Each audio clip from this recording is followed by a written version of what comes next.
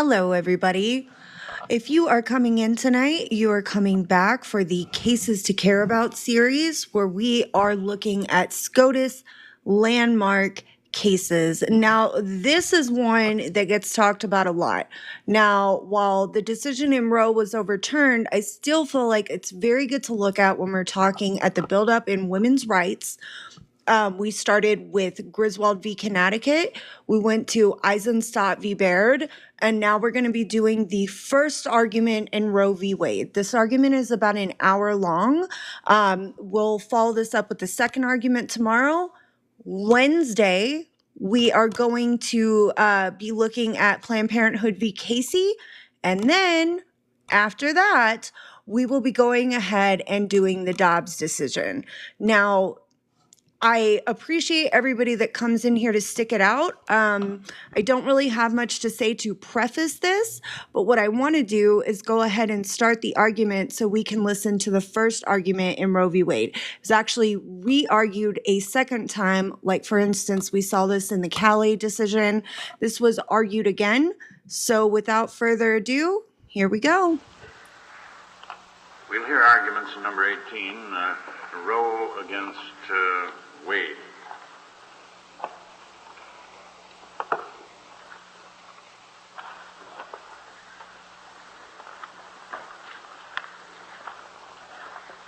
Mrs. Weddington, you may proceed whenever you're ready.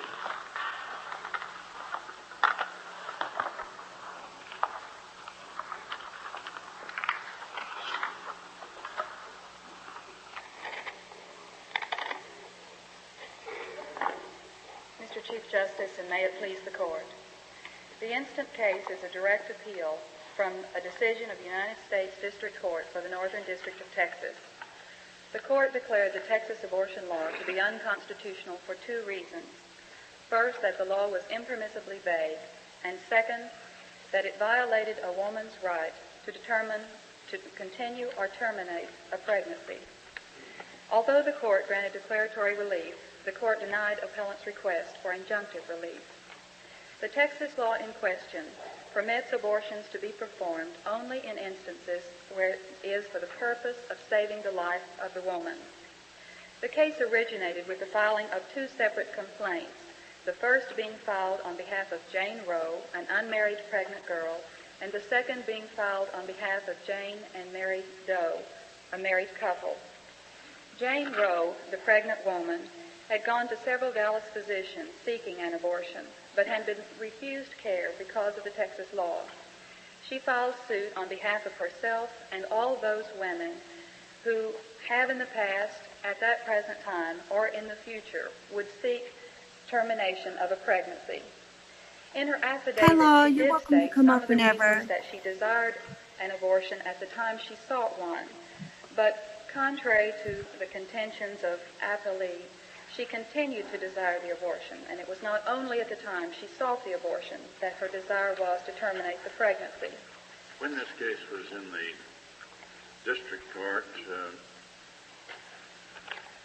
the case of Vuitch against the United States had not been decided here. That's correct.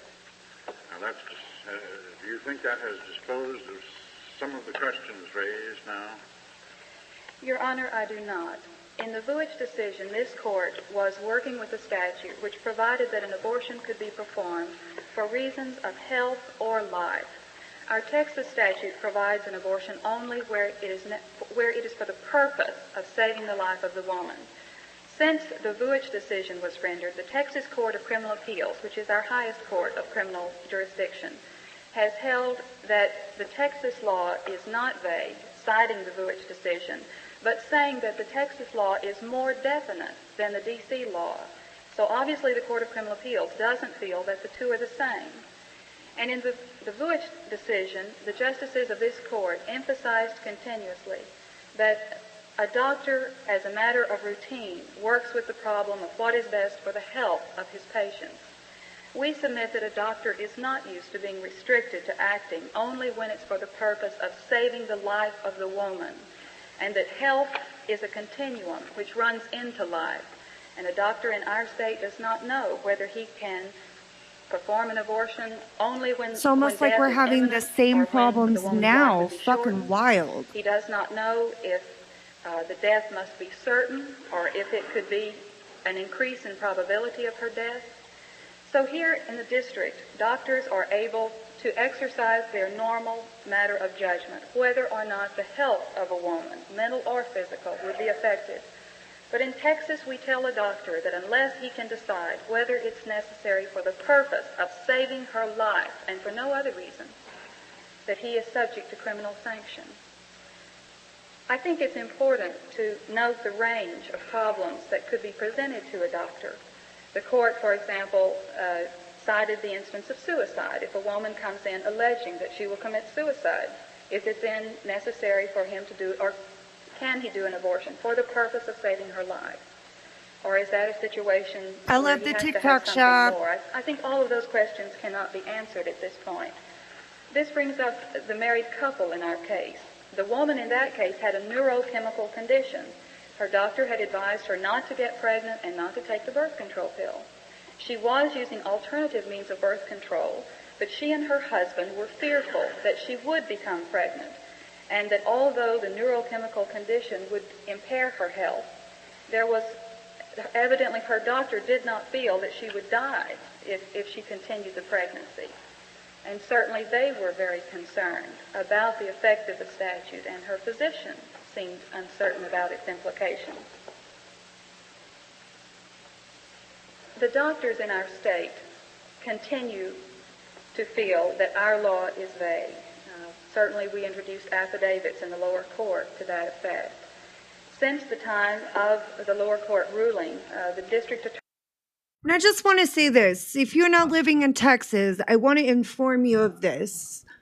This is how doctors feel again. They don't feel that they have the ability to do their jobs properly because pregnancy is always a health risk. It does not matter how healthy you are going into that pregnancy. It is always a health risk for women. Things that can happen, you can have two women with preeclampsia. That's I wouldn't say it's super common, but it is a condition that happens to a lot of pregnant women. You can have two cases that end up completely differently, even though you have the same diagnosis in both. That's why vague laws don't work for things like this, because it's a all or nothing game. We don't even have exceptions for women who are assaulted against their will, given zero process in given zero say in any consent that they could give. We don't even have protections for them. So you can sit here and you can be like, this is the best thing that's ever happened, but we're rolling back to where we're putting lives of the mother and ultimately the child at risk, because if the mother is at risk, guess what? So the child will be too. Attorney in Texas has said that he considers the federal court decision there not to be binding, and he is, and we do have a letter from him in the first thing in our appendix to the brief, stating that he will continue to prosecute. So the doctors in Texas, even with the federal decision and even after the Vuitch decision, do not feel free to perform abortions, and instead 728 women in the first 9 months after the decision went to New York for an abortion. Texas women are coming here. It's so often the poor and the disadvantaged in Texas who are not able to escape the effect of the law. Certainly there are many Texas women who are affected because our doctors This is what we've gone back still to. feel uncertain about the impact of the law, even in light of the Vuitch decision. And then, of course, Mrs. Weddington, you make many additional constitutional attacks upon the Texas statute, and only one was before us in the Vuitch. Yes, Your Honor, we do. Only the claim of unconstitutional vagueness. And the court explicitly didn't reach Did any not of the other read it. claims, and you make many other claims. But of course, before you get to any of those, there are a good many threshold questions, are there not? Yes, Your Honor, there are. I think it's, of course, important to point out to the court that in my reading of Younger versus Harris and the companion cases, All the court was concerned about in those cases was a situation where there was an attempt to interfere with the pending state criminal prosecution. In this case, as I pointed out, the original parties to this matter are women, and in one case the husband. The women certainly are not subject to prosecution in the state of Texas. It is impossible for them to stand in the criminal dock and litigate their interests. They came seeking injunctive relief, but it was not against pending state criminal prosecutions. They were not even aware of the prosecution against Dr. Halford. Could they under Texas law, be charged as accomplices or No, as Your Honor. co-conspirators or anything like that? No, we have expressed Texas cases. In one situation, Woodrow versus State, an 1880 case, the woman had taken a potion to induce abortion, and the Texas court specifically said that the woman is guilty of no crime, even in that situation, and that in fact she is the victim of our law. There is no declaratory relief available for these plaintiffs. Their only forum was the federal courts, and it was to those courts that they turned. You are three plaintiffs here representing classes, I gather. Yes, sir. One, an unmarried pregnant woman. Yes, two, sir. a married couple. Yes. And the Where it doctor... was shown that it would be injurious to the wife's health to have a child, and also injurious to her health to use the most efficient form of birth control. Yes. And then third is a physician, Yes, who is under indictment, or Yes. was at the time of this complaint. The physician intervened after the order was entered granting Jane Roe a three-judge court. And he intervened again, asking only that future prosecution under the law be enjoined. He did not ask any relief of the court relating to his pending state criminal prosecution. He did specifically in his complaint reserve the right to ask for future relief, but that was never done. And certainly in the future, if he were to ask for relief, the court would have the guidance of the Younger versus Harris companion cases. But there was in no way any request for any action to interfere with the pending criminal prosecutions then in process.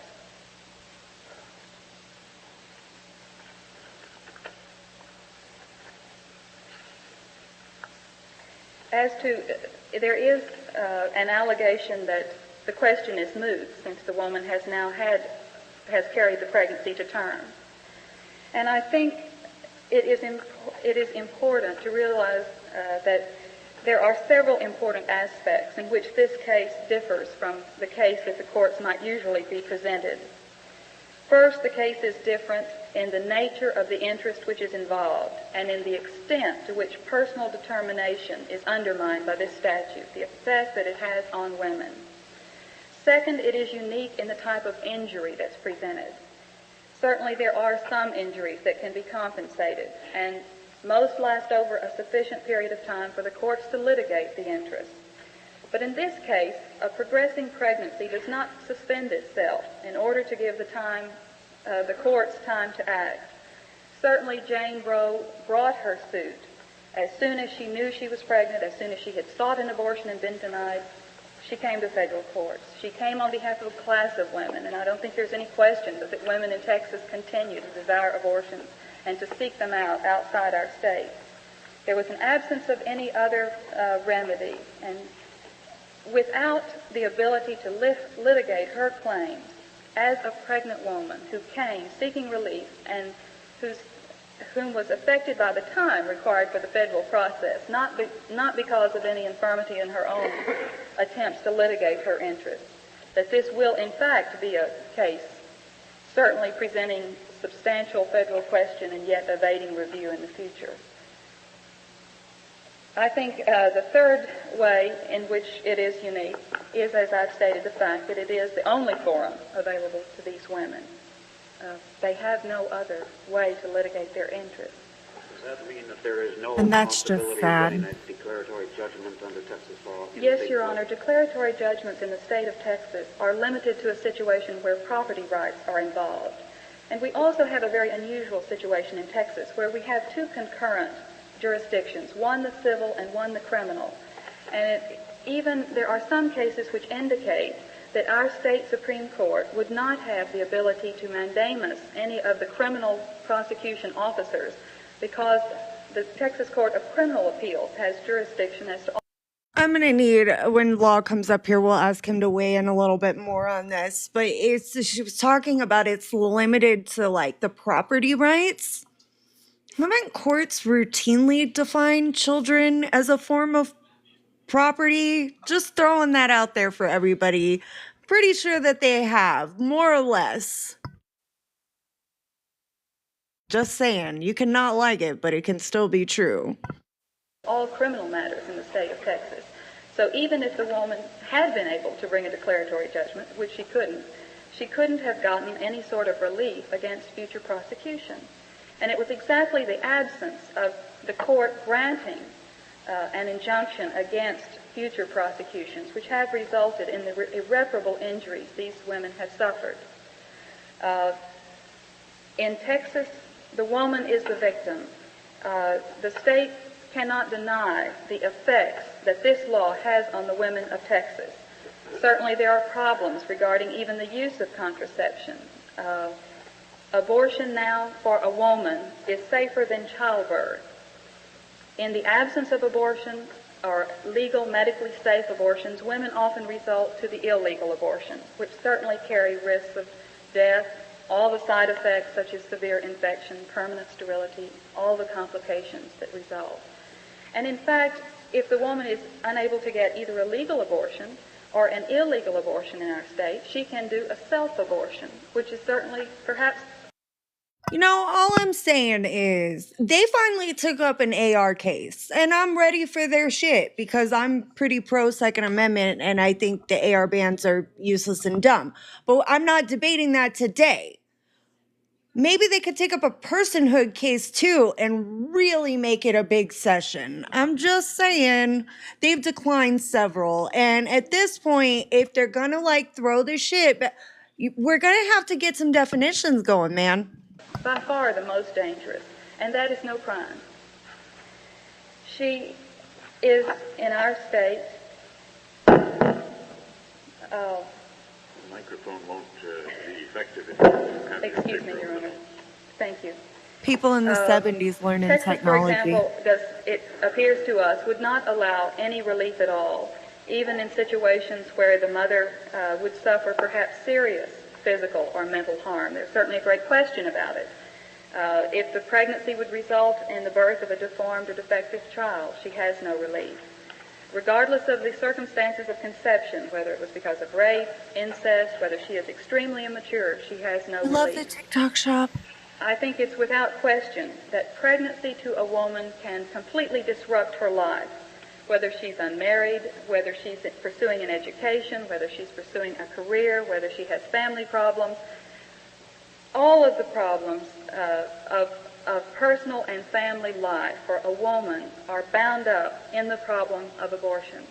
For example, in our state, there are many schools where a woman is forced to quit if she becomes pregnant. In the city of Austin, that is true. A woman, if she becomes pregnant and is in high school, must resign or must drop out of regular education program. What's up, Law? You had any thoughts so far? No, you're chugging along just fine. Regarding your question about motions for summary judgment, that's just a procedural quirk. There aren't ever summary judgments in criminal court. You would either do like a directed verdict or a motion to dismiss.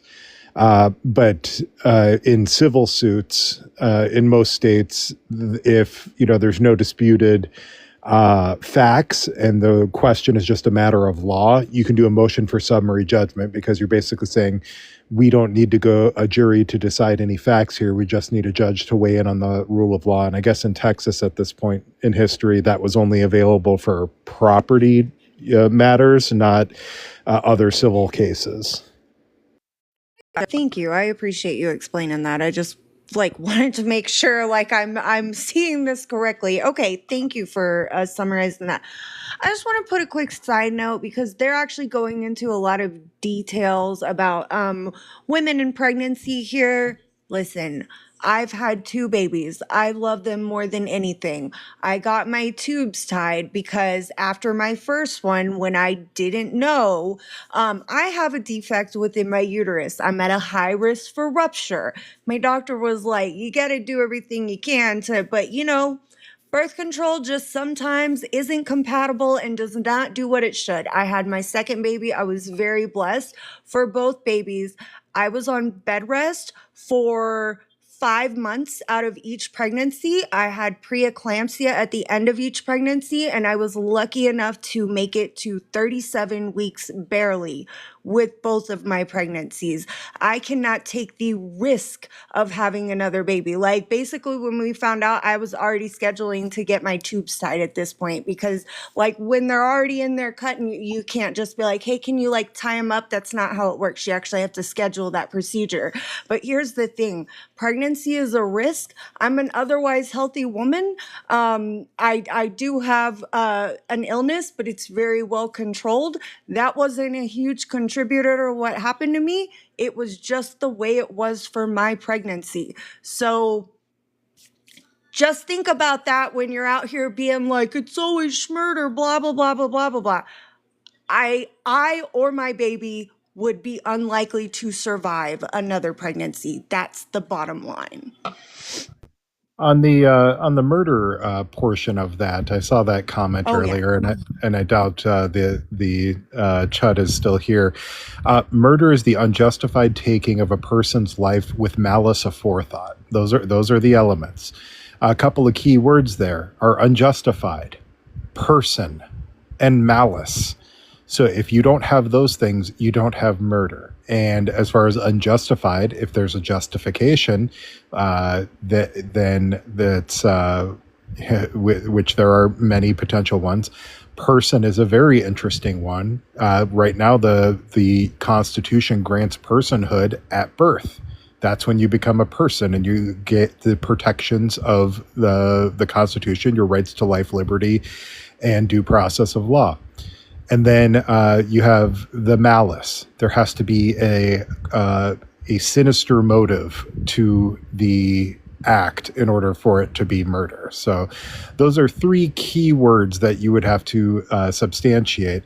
I would argue, and Cass has heard me argue this many times, what's the federal government interest in regulating it at all? We have a government that is built on limited enumerated powers. Those enumerated powers come from the Constitution. And just you would have to be able to articulate what is the federal government's constitutional enumerated power that gives it the right to regulate abortion. So, Well, I know you heard my they need to take up a personhood case and really just blow this session, Real Housewives of SCOTUS session out of the water. I'm here for it. But they won't. And we know why they won't, because they don't want to actually have to answer that question. But I think, like, when it comes down to like abortion and things like that, I can maybe see an argument post viability. I will be fair to Trumpers. Post viability, maybe I can see an argument to be had there, right? Like, I can at least be like morally and ethically honest that post viability, maybe there is some interest there for the government.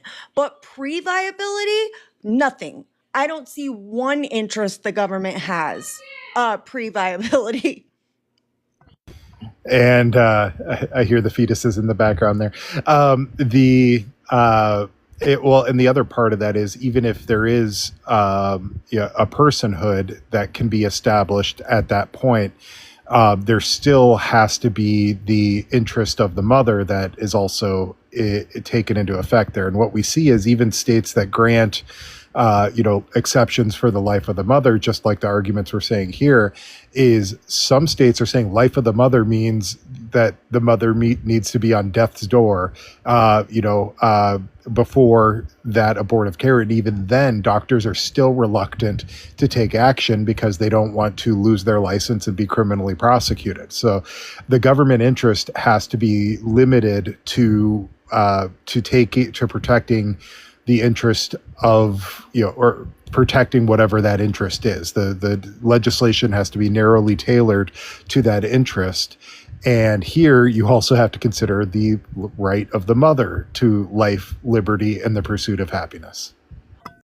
My question, because I've always like trigger laws are something I kind of have a little bit of like, I don't understand exactly maybe what they are, but I want to like, okay, so my understanding on the trigger law aspect is that they didn't necessarily put new legislation in. They just never took that old legislation off the books. Is that the way I should understand that? I know we had SB 8 after that kind of narrowed that down, but my understanding was they just never took the old law off the books. Sorry, my kiddo's laughing in the background.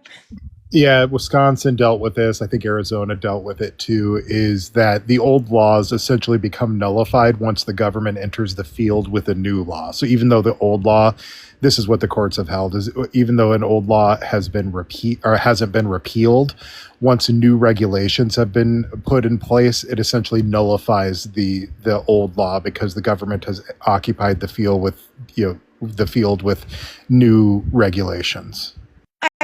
Okay, so I wanted to like kind of get this in place before we move forward with this. But yeah, thank you for weighing in on all that so far. I know we're probably gonna have a lot of questions on this one, but I just really want to make sure. I think it's so important for people to really understand this well.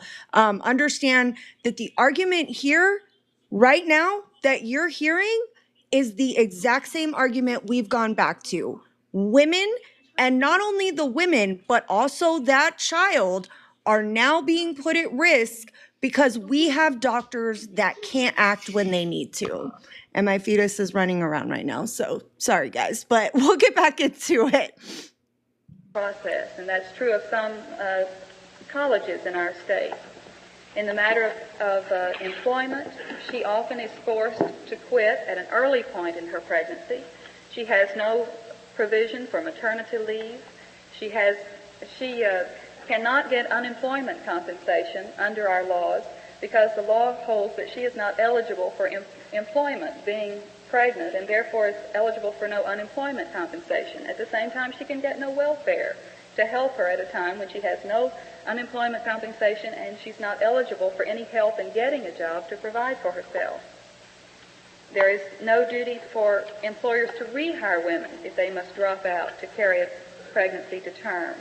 And of course, this is especially hard on the many women in Texas who are heads of their own households and must provide for their all. I'm sorry, speaking of that, I just have to mention this because I dropped it in your Discord law and I know it's not related to abortion, but it was the craziest thing I'd seen in a while. There was a gentleman here that got pew-pewed in the mass shooting the mass unaliving that happened in my town a couple of weeks ago. He got fired from his job 10 days after while he was on a vent. Just if we're talking about crazy shit that's happening, but I know it's not abortion related, but dude, if you get a chance to read the story, read it because it's wild. But anyway, sorry guys. Already existing children. And obviously, the responsibility of raising a child is a most serious one, and the time and emotional investment that must be made cannot be denied. So a pregnancy to a woman is perhaps one of the most determinative aspects of her life. It disrupts her body, it disrupts her education, it disrupts her employment, and it often disrupts her entire family life.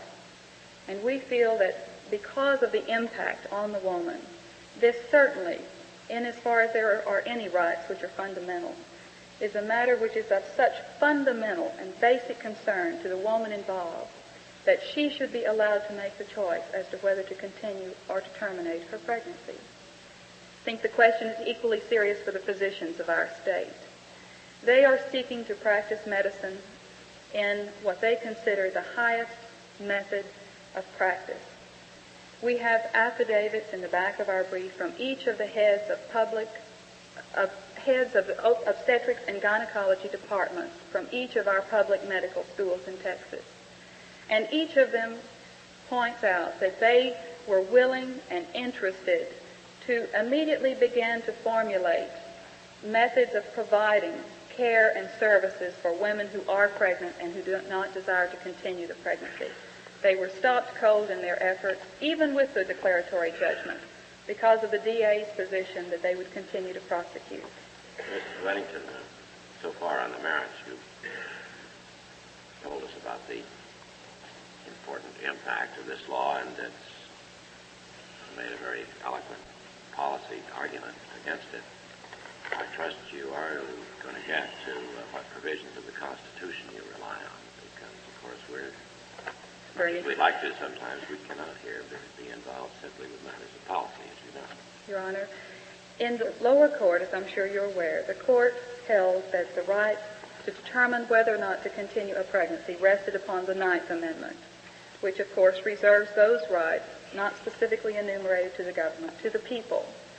I think it is important to note, in a law review article recently submitted to the court and distributed among counsel by Professor Cyril Means, Jr., entitled The Phoenix of Abortional Freedom, that at the time the Constitution was adopted, there was no common law prohibition against abortion, that they were available to the women of this country. Certainly, under the Griswold decision, it appears that the members of the court in that case were obviously divided as to the specific constitutional framework of the right which they held to exist in the Griswold decision. I'm a little reluctant to aspire to a wisdom that the court was not in agreement on. I do feel that that the Ninth Amendment is an appropriate place for the freedom to rest. I think the 14th Amendment is equally an appropriate place under the rights of persons to life, liberty, and the pursuit of happiness. I think, in as far as liberty is meaningful, that liberty to these women would mean liberty from being forced to continue the unwanted pregnancy. You're relying in this branch of your argument simply on the Due Process Clause of the 14th Amendment? We had originally brought the suit alleging both the Due Process Clause, the Equal Protection Clause, the Ninth Amendment, and a variety of others. And anything else that might have been. Yeah, right. Since the district court found the right to reside in the Ninth Amendment, we pointed our attention in the brief to that particular aspect of the Constitution. But I think we would not presume.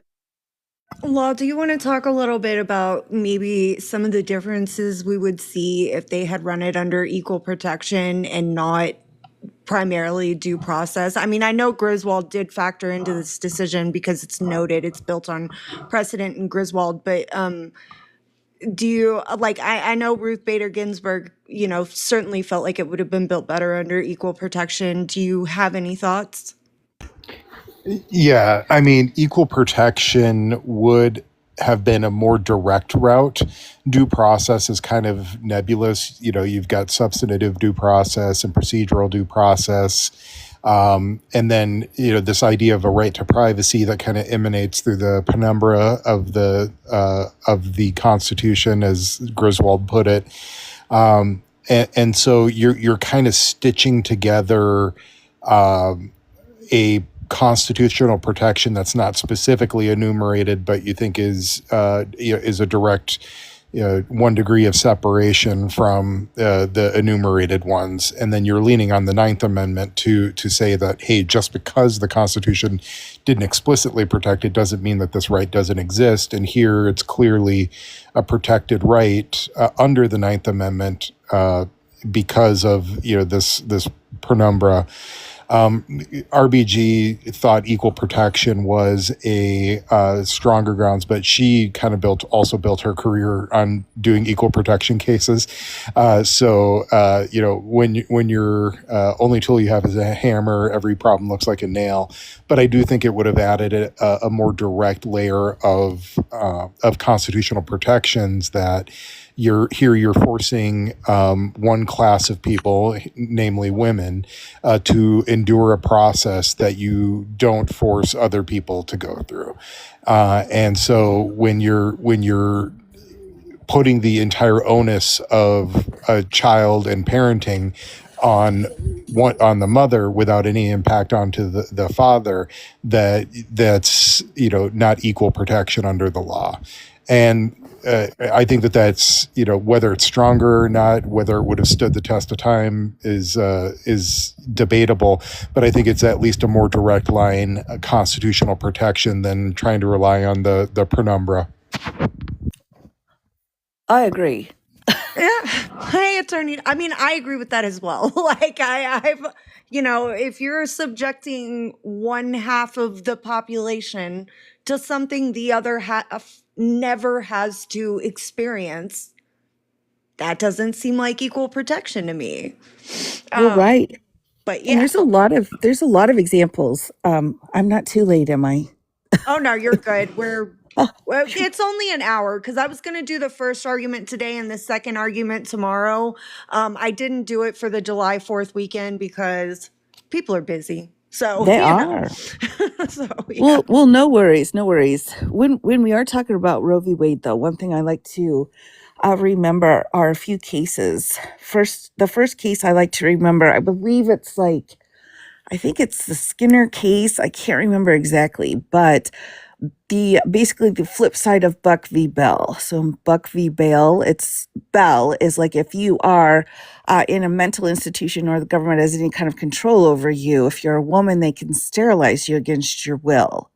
So there's that first layer, and that's never been overturned. And then the second one is if a fella who got convicted of some kind of, wrong business could choose the option of chemical castration, but he could never be forced into it, the Supreme Court said, because his ability to perpetuate the species is so important.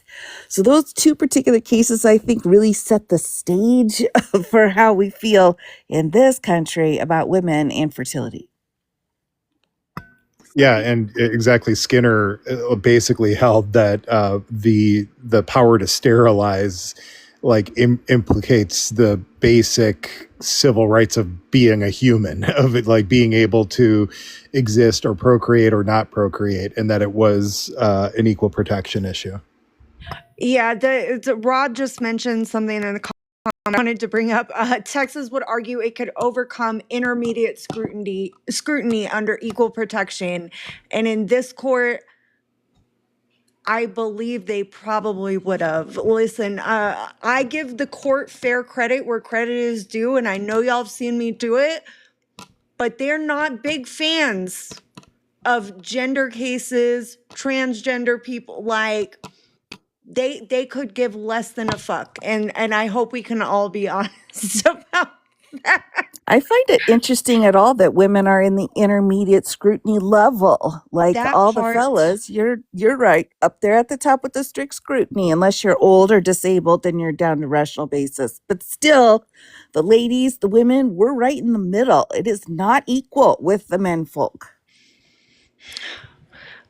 Men are a whole problem, but I do love you all. One of the few.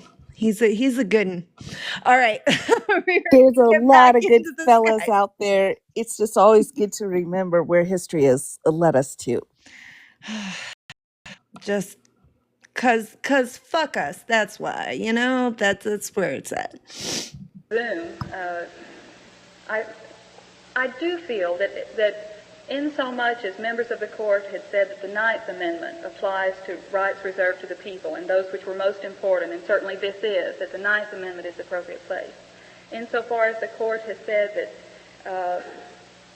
that life, liberty, and the pursuit of happiness involve the very most fundamental things of people, that this matter is one of those most fundamental matters. The pursuit of happiness involve the very most fundamental things of people, that this matter is one of those most fundamental matters. To encompass the entire purpose of the Constitution, that I think one of the purposes of the Constitution was to guarantee to the individual the right to determine the course of their own lives, insofar as there was perhaps no compelling state interest, and we allege there is none in this case. That there again, the right fits within the framework of the previous decisions of this court. What is the asserted state interest? Is there any legislative history about this statute? No, sir, Your Honor. No, sir, there is not. The only legislative history, of course, is that which is found in other states, which has been pointed out to the court before, and Professor Means points out again that these statutes were adopted for the health of the mother. Certainly the Texas courts have referred to the woman as being the victim, and they have never referred to anyone else as being the victim. Times have certainly changed. I think it's important to realize that in Texas, self-abortion is no crime. The woman is guilty of no crime, even though she seeks out the doctor, even though she consents, even though she participates, even though she pays for the procedure. She, again, is guilty of no crime Funny how that whatsoever. works. It's also interesting that our statute, the penalty for the offense of abortion depends on whether or not the consent of the woman was obtained prior to the procedure. It's double if you don't get her consent.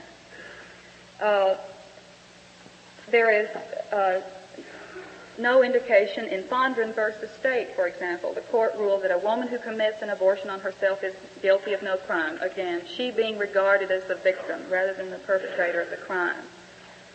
Obviously, in our state, the offense is not murder. It is an abortion, which carries a significantly lesser offense.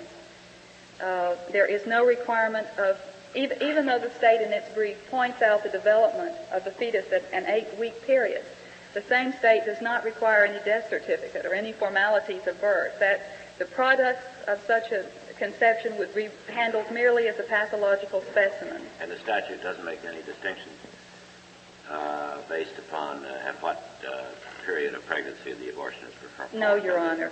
There is no time limit or indication of time whatsoever. So I think... Well, do you make any distinctions? No, sir, I do. I feel that the question of a time limit is not strictly before the court because of the nature of the situation in which the case is handled.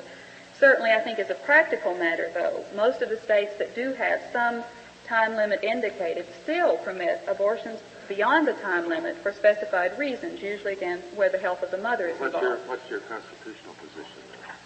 As to a time limit? What about whatever clause of the Constitution you rest on, the Ninth Amendment, due process, the general pattern, penumbra? It is our position. Will that take you right up to the time of birth? It is our I position. didn't hear a standing challenge. The freedom involved. Or maybe that is was of the woman to summary determine whether or judgment not to argument continue a pregnancy. portion. Obviously, I have a much more difficult time saying that the state has no interest in late pregnancy. Why is that? I think it's more the emotional response to a late pregnancy rather than it is any constitutional. Response by whom?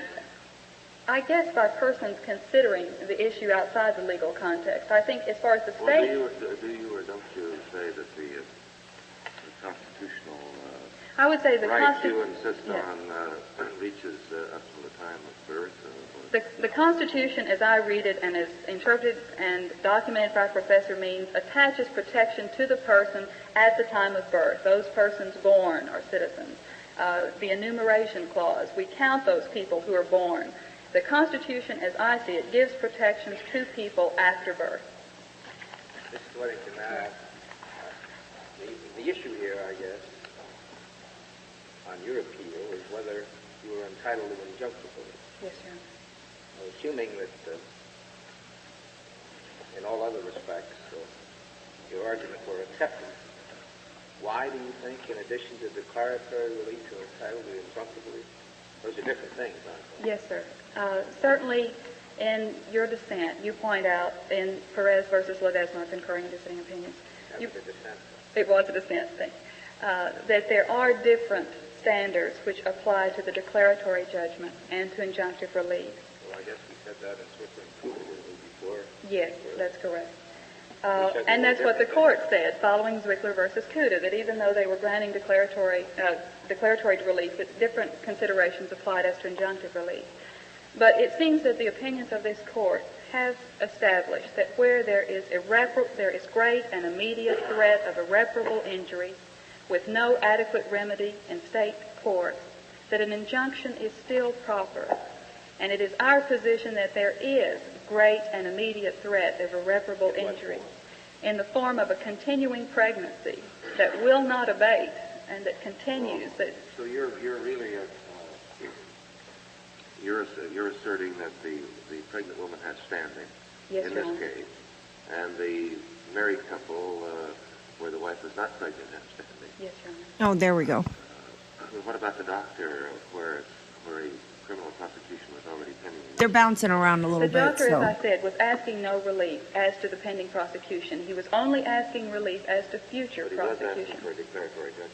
Yes, Your Honor. He joined in both the request for the declaratory Well, judgment. didn't Younger and the companion cases cover the declaratory judgment maximum? Where there were pending, where the Samuels versus Mackle, as I read it, did say that where you have a request for declaratory judgment, there would be an effect on a pending criminal prosecution. There was one pending when the trial. There was one pending when this action was brought, that one of those against Dr. Halford.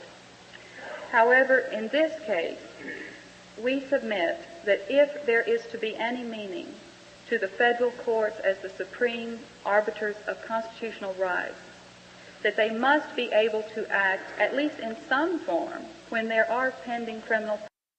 So the lawyer in this case, because the law just asked, and I'm reading what y'all are talking about, her name is Sarah Weddington.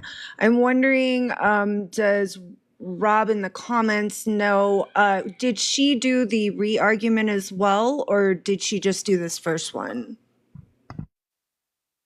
Prosecutions, not particularly against the person involved in the prosecution, but other. Cases said that the federal courts may, but I thought limited situations to those of harassment, where the prosecution improperly is used as a device to harass the person prosecuting.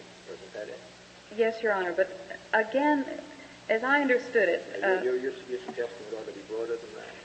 I'm suggesting that in this case, the women in particular. Okay, I'm sorry, Ocean Wave. I'm fucking about to Ocean Wave you the fuck out of here. So first of all, there were multiple plaintiffs in this case, not just Roe. You understand that, correct? Like, just a yes or no in the comments would be good. Oh, wait. Yeah. It was a class action. Yeah, this is insane. And Like it wasn't Sorry The about old that. it wasn't until much later in Norma's life that she was co-opted by the Christian right. I forget the dude's name, but it's some outspoken evangelist dude who was strongly anti-abortion, developed a friendship. Her friends went on to say that he manipulated her. That's all speculation, and made her, and then she tried in 2003 to rehear the case, and that rehearing was denied because primarily she was just a member of a class. She was the class representative, but there were many, many, many other women that were part of the case. Absolutely, she was definitely at the head of it and had a change because of various issues later. But anytime you see a Roe or a Doe, typically in any kind of a U.S. case, it's going to be like one person representing a whole bunch. And you'll see that in our habeas corpus cases and a lot of the immigration cases right now. You will see a Roe or a Doe. The other thing, too, is I'm not sure if she did the re-argument. It looks like the same attorneys did, but a third one was brought in for the re-arguing. Gotcha. Rob, kind of late to request a rehearing reel. But yeah, multiple plaintiffs involved in this case. Like, this was not just, sort of the quintessential Jane Roe. So just wanted to throw that in. Action having nothing to do with the pending state criminal prosecution, talking now about- and that the intervention of the doctor certainly should not be sufficient as to the doctor's case. right. That that because the doctor intervened when he was asking no relief as to the pending state criminal prosecution, that his intervention. You mean he was asking He was asking what? No He was- injunction against the continuance of that prosecution. That's correct. But He he is did willing want- to he did want a litigate his declaratory interest judgment. as to future prosecution. Well, except that he wanted a declaratory judgment, as I understand it. Yes, That the Your Honor. underlying statute on which Yes. the prosecution was brought is unconstitutional. Isn't that it? Yes. Well, I thought that's what Samuels and Michael said he couldn't have. And which your dissent said was incorrect. That- I repeat. It was a dissent, okay. I think perhaps we would stress that there are two separate actions before the court. First, that of the women, and second, that of the doctor. So that even though the... Even though the court might find that the doctor was an inappropriate party for relief, it certainly would not affect the original action as brought by the women. All right, then And- I come back again. If we're left only with the ladies' action, you're suggesting that the declaratory relief they already obtained is not enough because that doesn't help terminate the pregnancy. Because they are still subject to the irreparable injury and have no adequate state remedy. And if they are not able to continue to litigate their interests in this situation, anytime there was any prosecution pending against anyone in the state at any point in the appeal, for example, the Thompson case was filed in 1968. It's been decided now in our state courts. It's on appeal, or it will be appealed here, I think. And certainly, if they cannot litigate their interests while there's prosecution pending against a doctor, they will, in many instances where a statute, where there's... Well, I suppose the answer is that prosecution against the doctor, there's not going to be any doctor that's going to be available. Is that it? Yes, they cannot even decide to take the risk for themselves under the declaratory judgment. They must rely on another person to take that risk. But certainly the doctor raised not only his own rights, but the rights of his patients. And those same patients are suffering the same sort of irreparable injury that the original plaintiffs were suffering. Sounds so crazy similar. Yes, Your Honor, he can, but I don't feel it's appropriate to make those women who are most vitally affected, certainly more so than the doctor, who can merely decide not to perform an abortion and thereby escape. I'm only talking about the doctor. You said there were two separate issues here. And the issue involving the doctor Yes, is to sir. litigate everything he's now litigating in the state court. Yes, Your Honor. My point being that these women should not be compelled to leave it up to a doctor to litigate those interests. Oh, well, he's going to obviously defend himself in a criminal prosecution, isn't he? You can count on him to do that. Ooh, mansplaining I think for there real. are different interests involved, and in most criminal prosecutions, the doctors... I want everybody to take this in for a second. I know we only got 13 people in here, and I don't give a fuck. I want everybody to take this in. What's being Only the best proposed? people. That the woman who is affected by the baby that she may or may not be choosing to get rid of can't represent herself within the court. That the doctor would have to do it. It's just, we take one step forward and we go 20 steps back. Like, it's just, I fucking hate it here. Sorry. That's, yeah, this is wild. Well, I think it's interesting to hear how quiet. I think they all were a little bit quiet. But if you listen to Map v. Ohio, I'm off topic here a little bit.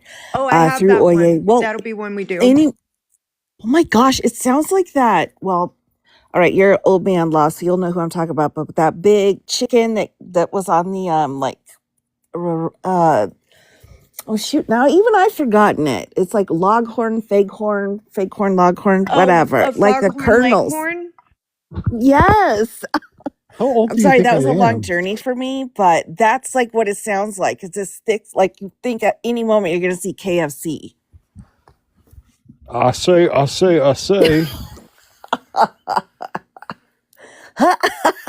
freaking can't. That was great.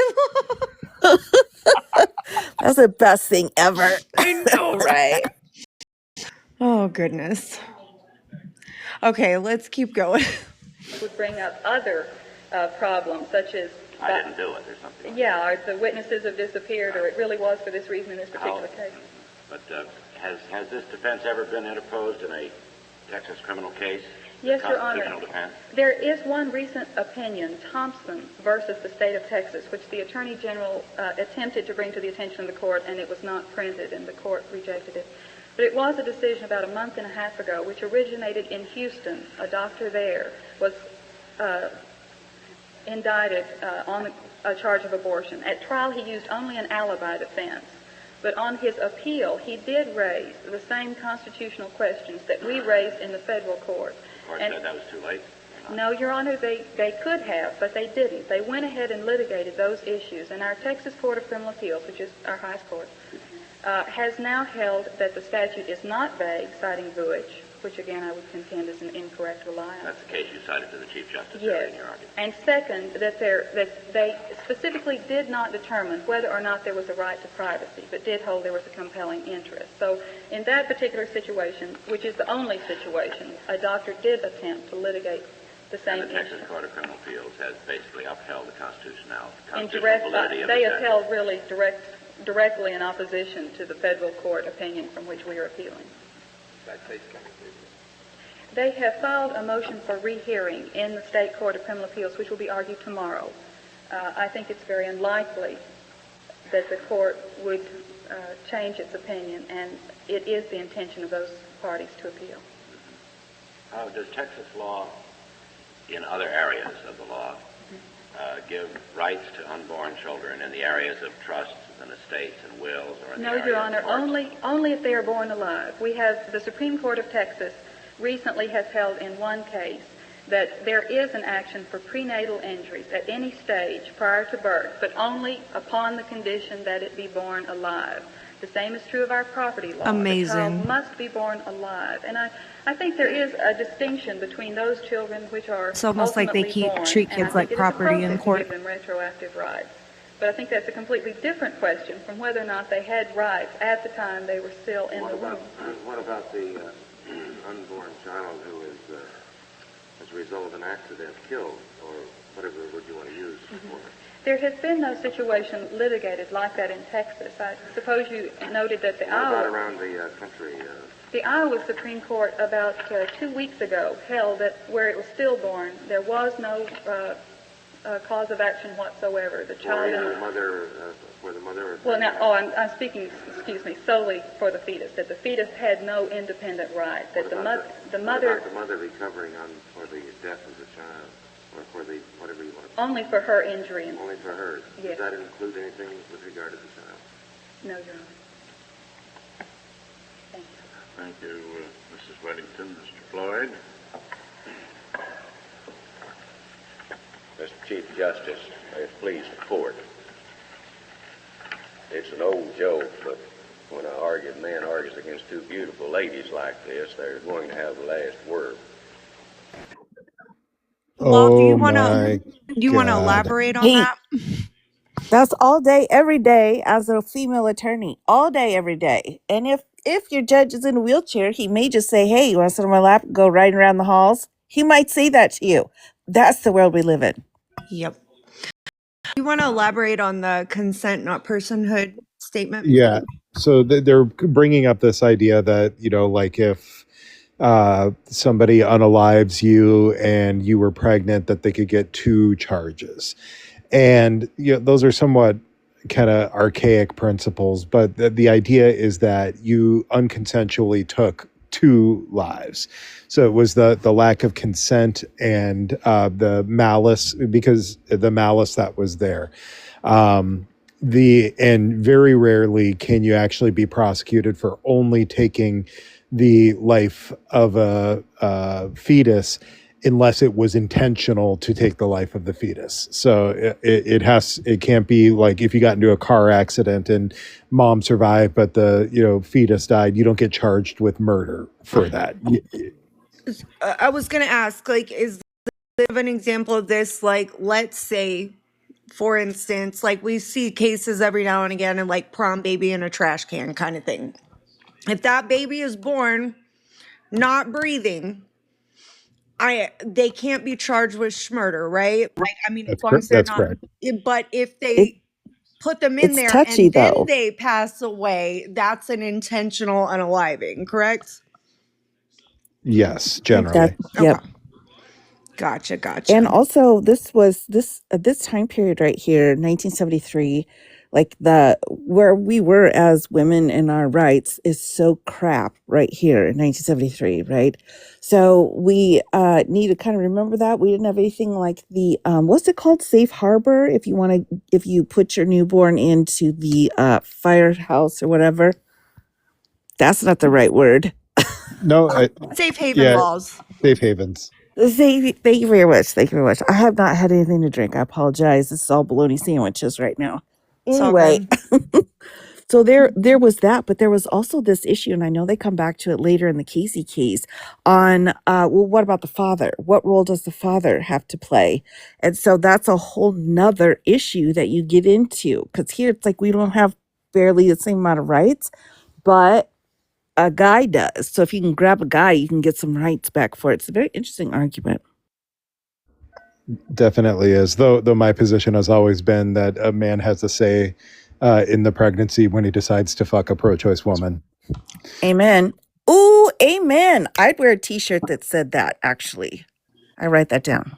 Well, I mean, I combine goals and mind statements, and I say it all again. If you're a woman who doesn't like abortion, it's so easy. Just don't have one.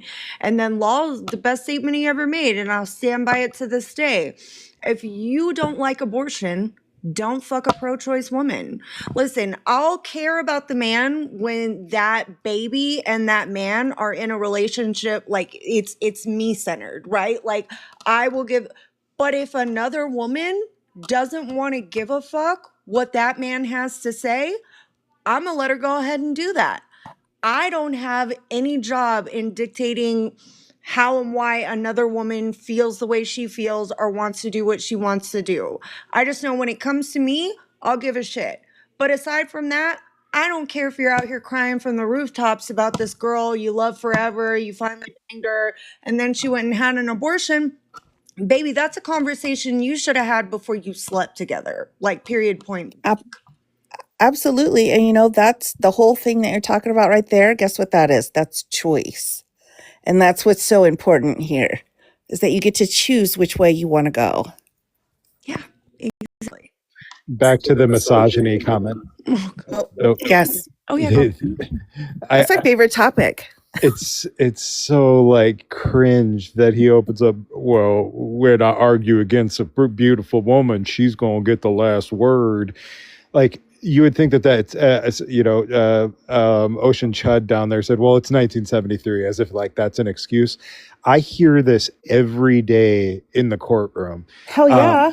The misdemeanor prosecutor team in the county I have a public defense contract for, they're all young women. They're all 5 years or less out of law school, all all very conventionally attractive women.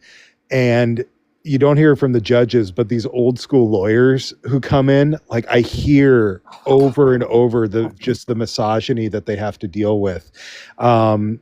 And it's just like they think they're being complimentary, but it is just so cringe. It still happens to this day. Even just today, there was a private attorney who came in and is talking to I'm talking to the prosecutor about a couple of the cases that we had, and he comes in and he's like, am I interrupting a date?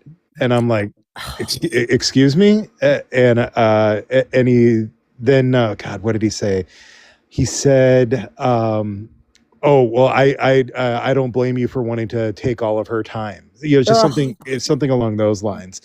And it's just they still deal with it. And Rob was talking earlier about how impressive it was that this lawyer was 26 and making these arguments. At this point in history, any female attorney had to be 5 times better than the male attorneys to get any attention. So the fact that she was able to do this at 26 is exceptional, and she doesn't deserve this kind of misogyny.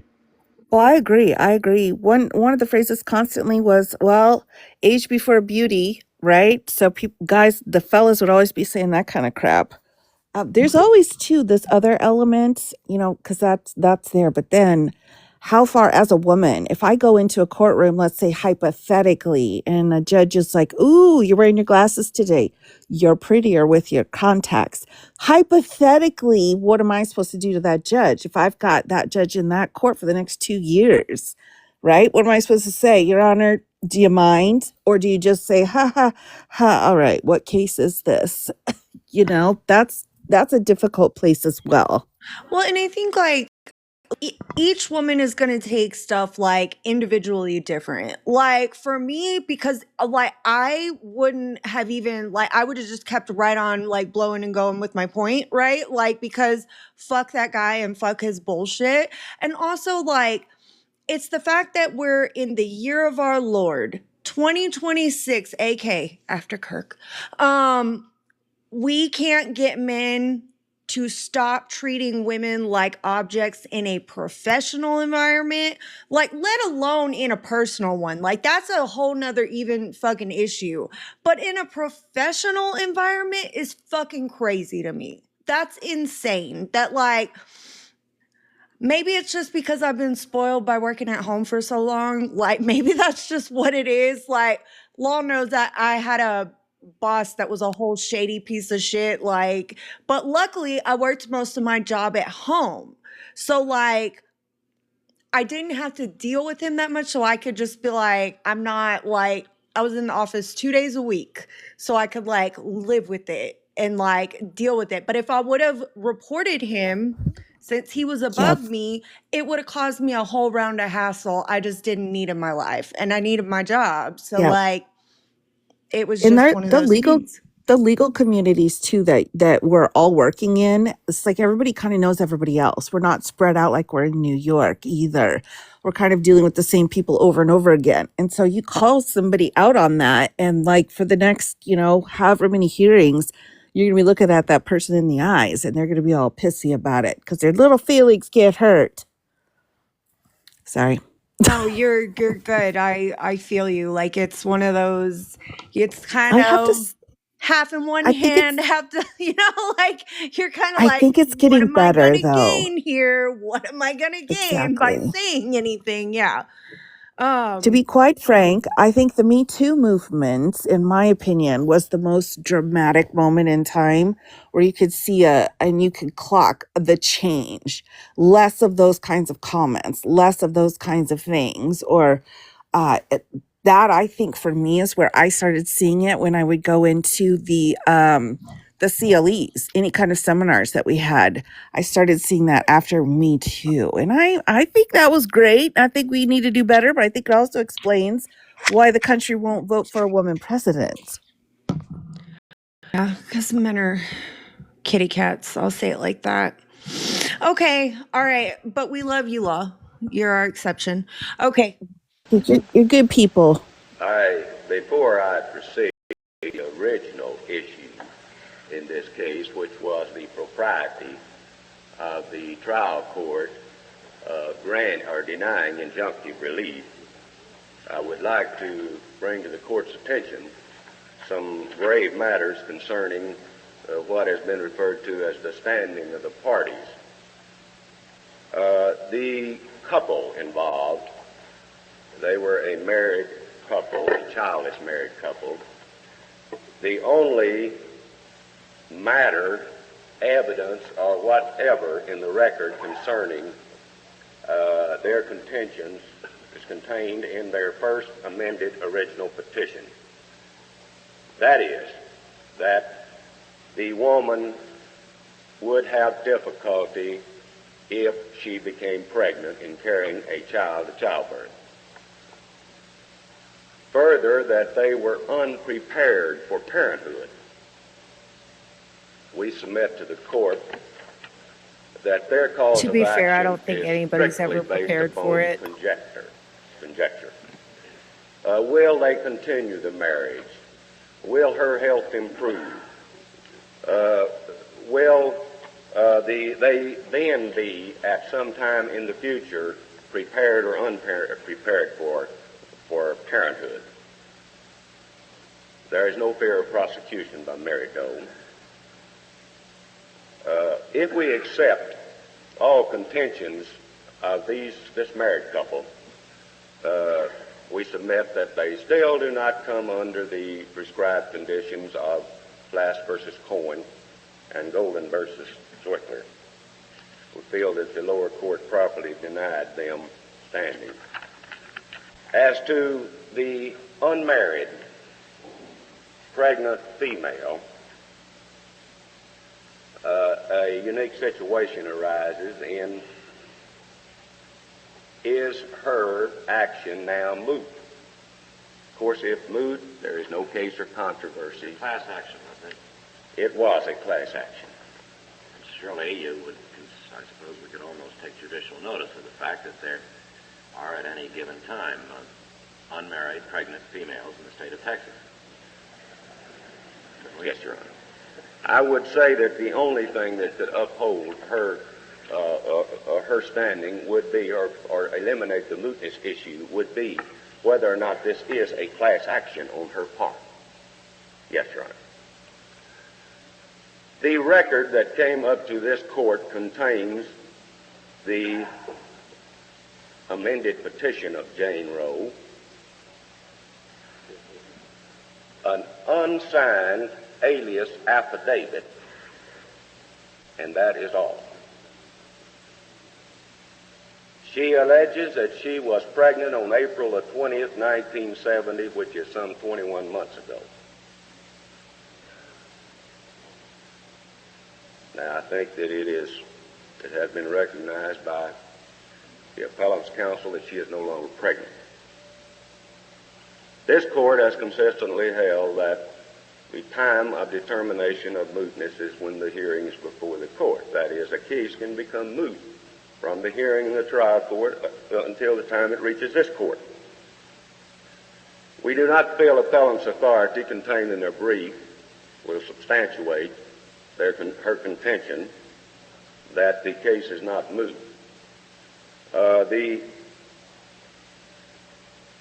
I might add this, that I believe the law to be that if there is a reasonable possibility of reoccurrence of the situation, then the case would not be moot. Now, this is the This Deputy Grant motherfucker's case. like 5 drinks in. The other case or cases concern orders of the Interstate Commerce Commission, which the court holds that there is a possibility or a reasonable possibility of continuation of those orders and the capability of repetition. It deals mainly with the capability of repetition.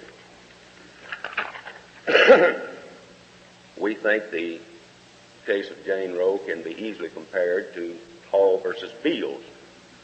In that particular case, a group of voters instituted a class action complaining of a Colorado statute which prescribed a residency requirement of 6 months. They had, at the time, lived in the state, or at the time of the election, lived in the state some 4 or 5 months. The case came up through the lower courts of this court, and in the meantime, Colorado repealed the statute and established a 2-month residency requirement. The election was held in the meantime. The trial court plaintiffs complained of the 2 months residency requirement. This court held the cause of action moot, even though it was denominated as a class action. There's a big difference. Colorado had amended its statute and Texas has not. That is correct, Your Honor. But the fact was that you still had, if it is what we want to call it, the evil still existing of 2 months. But it was the other statute that had been the subject of the litigation. And that statute had been amended. I say there against Beal. That's it's not true here. It's not what we call white horse, Your Honor, I understand. I think Republicans, just like cockeyed with people, the class action aspect go of vote for this, Kim and Paxton, Ocean. Say I have no authority to support this proposition, but it would appear that in order for a class action to continue, if there be one to begin with, is that one plaintiff must remain, or else an intervenor or someone to be a representative of a class. Because this is the whole purpose of the class action, to have a representative in court. Holy shit, that's what a representative does? I never Now, would have the fucking guessed. position of the appellant Halford, How do you suggest, if you're right, what procedure would you suggest for any pregnant female in the state of Texas ever to get any judicial consideration of this constitutional claim? Your Honor, let me answer your question with a statement, if I may. I do not believe it can be done. There are situations in which, of course, as the court knows, no remedy is provided. Now, I think she makes her choice prior to the time she becomes pregnant. That is the time of the choice. It's like more or less, the first 3 or 4 years of our life, we don't remember anything. But once a child is born, a woman no longer has a choice. And I think pregnancy may terminate that choice as well. Maybe she makes her choice when she decides to live in This Texas. is the dumbest fucking shit.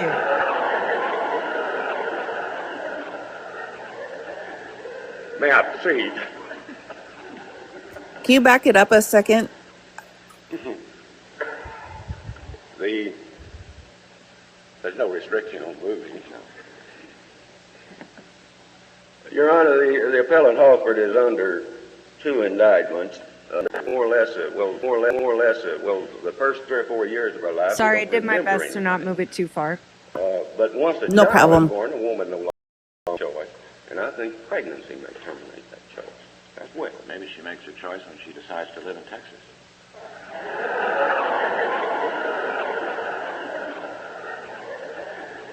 May I proceed? Jerks.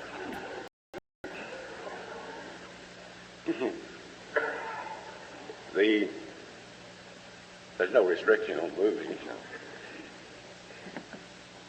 Your Honor, the appellant Halford is under 2 indictments, charged with the offense of performing an abortion. There are no allegations in the complaint of appellant Halford, or none in his affidavit, that there is any bad faith prosecution, bad faith arrest, harassment of him at all to bring him within Dombrowski's special circumstances. We think the cases of Younger versus Harris and Samuels versus Michael are controlling as to Dr. Halford's position. We also feel like that Dr. Halford cannot rely upon his patient's rights to bring him into federal court, and I think the Tillotson versus Ullman case will be authority for that proposition. As to the matter of injunctive relief, after a court once grants declaratory relief, I will make this comment that it appears the court can consider the propriety of declaratory relief and can consider the propriety of injunctive relief. That is, the court can divorce the two. And once granting declaratory relief that a statute is unconstitutional, in its discretion can determine whether or not injunctive relief is proper and deny it, if it so feels. Now, should this court, as I understand it, and all of the parties feel that if this court once acquires jurisdiction of the matter, that the parties would like the court to consider all the constitutional issues. Are you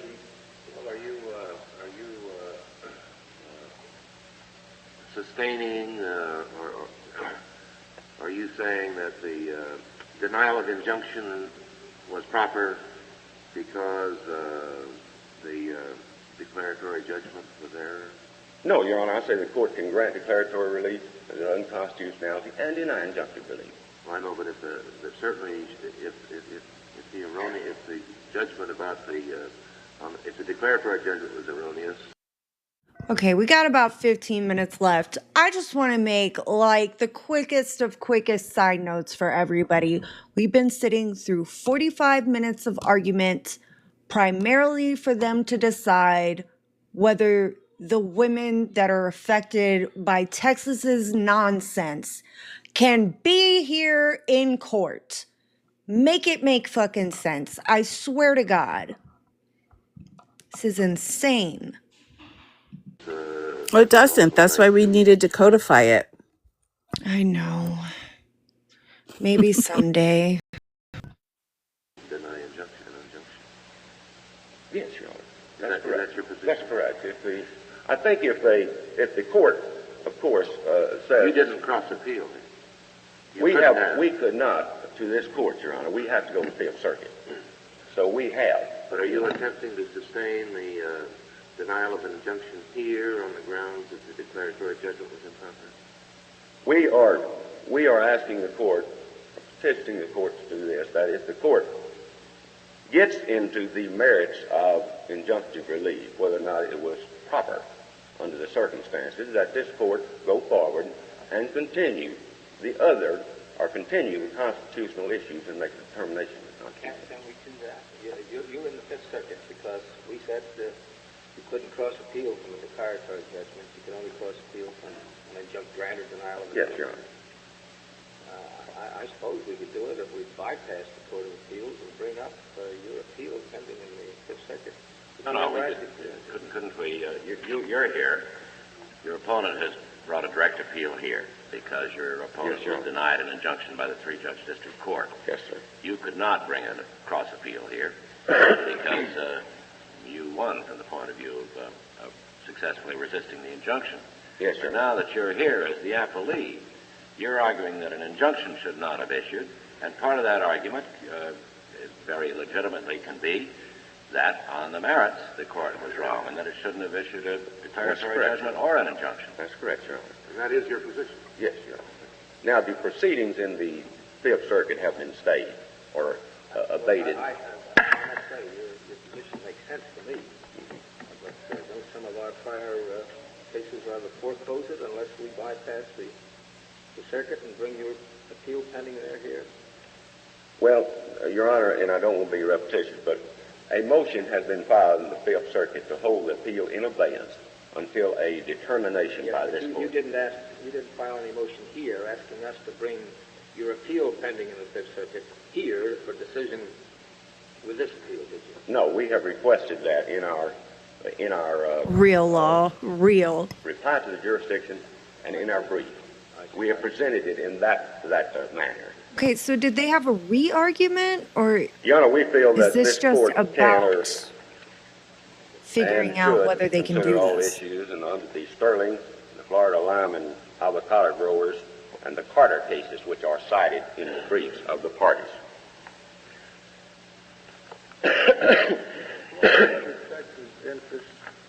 What is Texas' interest in this statute?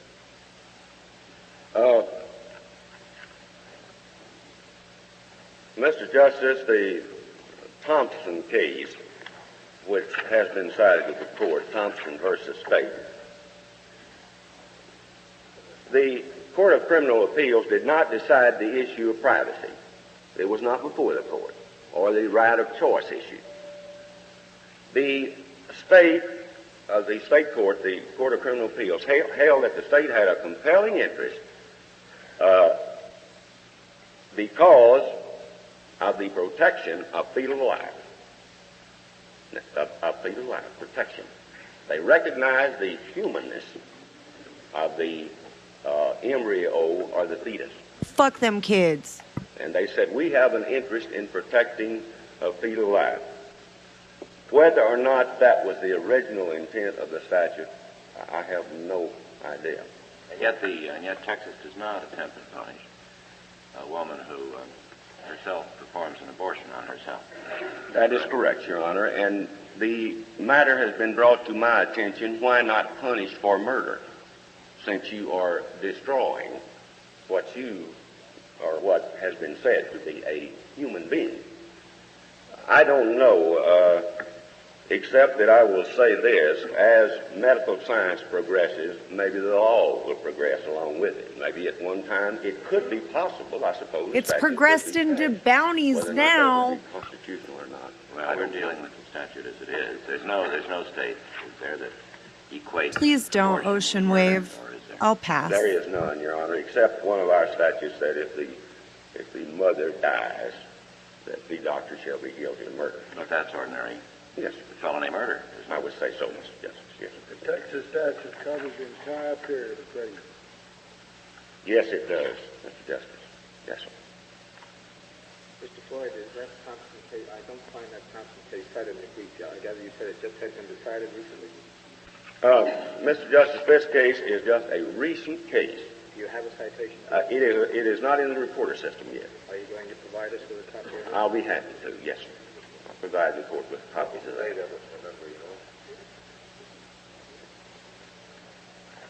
This is number 44070,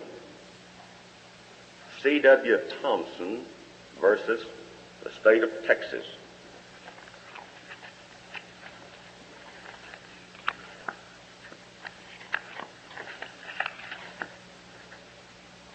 The opinion was delivered on November the 2nd, 1971. I shall be happy to furnish the court with this copy if the court so desires. That's the Court of Criminal Appeals. Yes, Your Honor. Now, that's the case Mrs. Whittington told me is pending on motion for rehearing. Yes, Your Honor. Now, there's If you one leave other. that, if you leave that with the clerk, Floyd, we'll distribute copies here.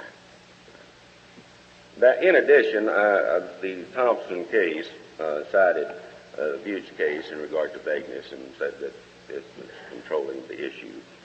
And as I recall, Dr. Thompson raised the issue of, well, how can you find me guilty of murder, of abortion, if you make no determination that the fetus is alive at the time I performed this, in effect, is what he's saying. He never admitted doing it, but he's saying it. How can you prove it? Well, of course, the Texas court answered by saying it is presumed the fetus is alive when an abortion is performed. Just cuz.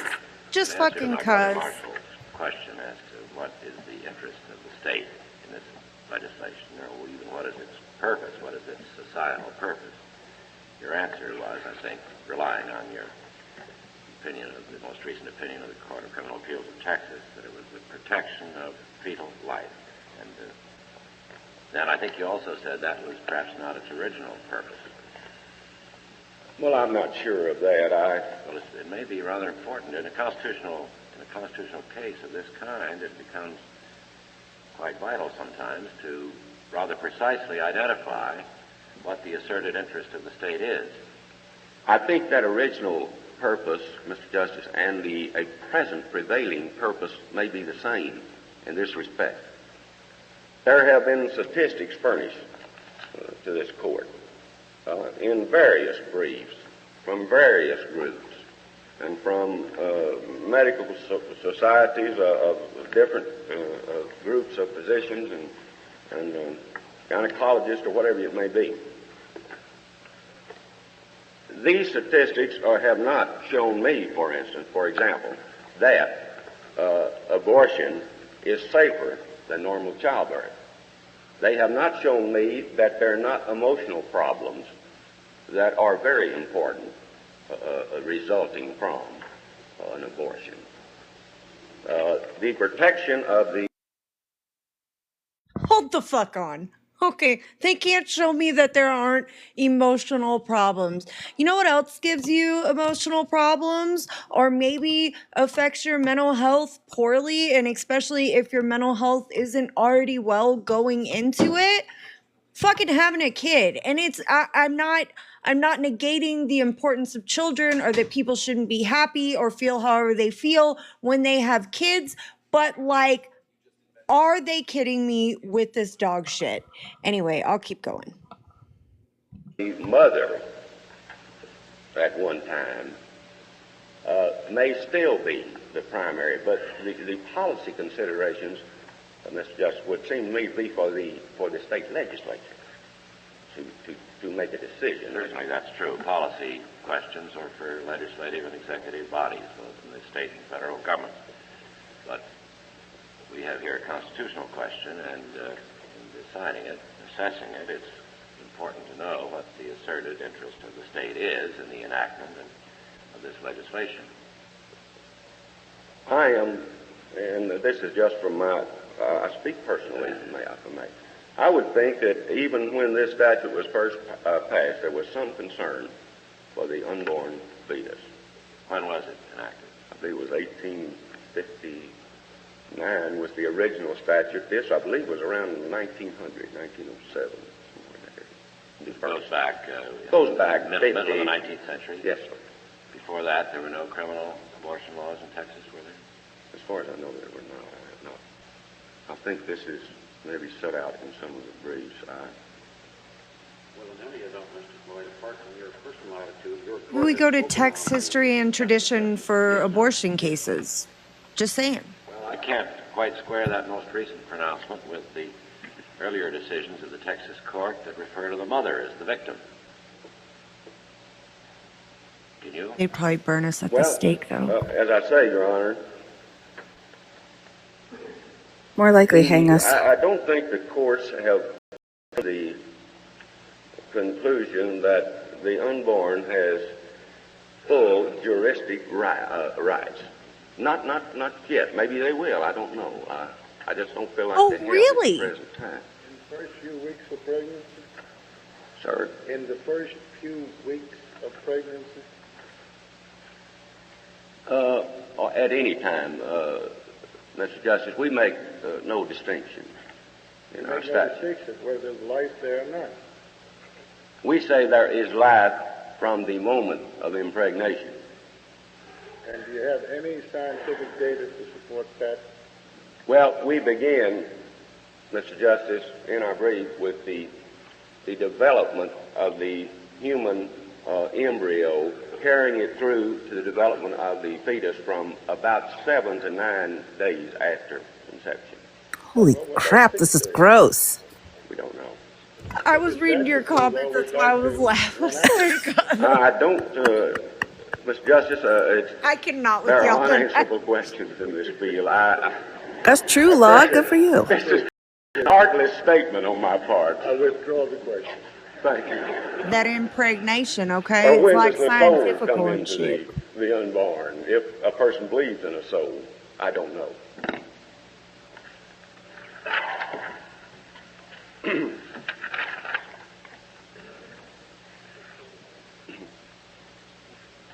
I assume the appellants now are operating under the Ninth Amendment rights. There are allegations of First Amendment rights being violated. However, I feel there is no merit. This statute does not establish any religion, nor does it prohibit anyone from practicing or being a part of any religious group.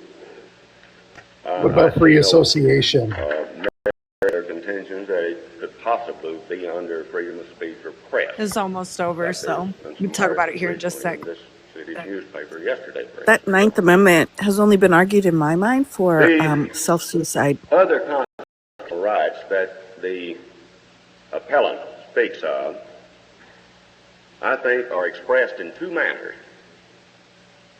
The individual or marital right of privacy. And secondly, or the right to choose whether or not to abort a child. Now, if the those are out of the case, the marital privacy is out of the case.